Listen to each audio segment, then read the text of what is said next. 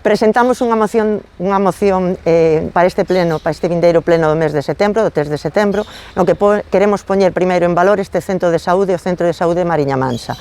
Xa no 2010, 18 colectivos veciñais pediron unha entrevista co alcalde, en aquel momento un alcalde socialista, pedíndolle que se buscara un espazo para colocar un novo centro de salud, dado que este que temos aquí a nosas costas quedou moi pequeno, porque a área de influencia das persoas que temos que vir a este centro de salud aumentou moito hasta chegar a uns 20.000 habitantes que temos como centro de saúde, este centro de saúde da Cuña ou centro de saúde Mariña Mansa. Pedimos á Xunta un calendario para que se busque un espacio para construir este novo centro de saúde. Ese é un dos puntos que leva a moción, pero tamén leva que, mentras isto non ocurre, se mellora a accesibilidade para persoas de mobilidade reducida, persoas maiores ou nenos, etc., que para entrar a este centro de saúde xa teñen que ubicarse dando toda a volta a esta calle que vedes do Dr. Peñarrei, entrar por a Avenida da Universidade. A altura ou ao fronte número 16, incluso non existe un vado ou unha sinalización que diga que é o acceso a este centro de saúde, a porta principal.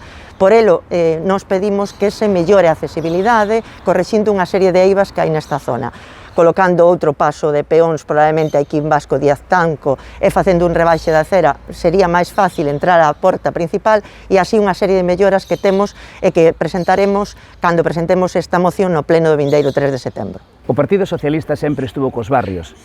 E un caso paradigmático é o barrio da Cuña, donde traballou Arreo e dende fai 6 anos que o Partido Socialista non se está a facer cargo deste lugar, o abandono é total. É insuficiente este centro de saúde para dar cobertura á demanda cada vez máis ampla.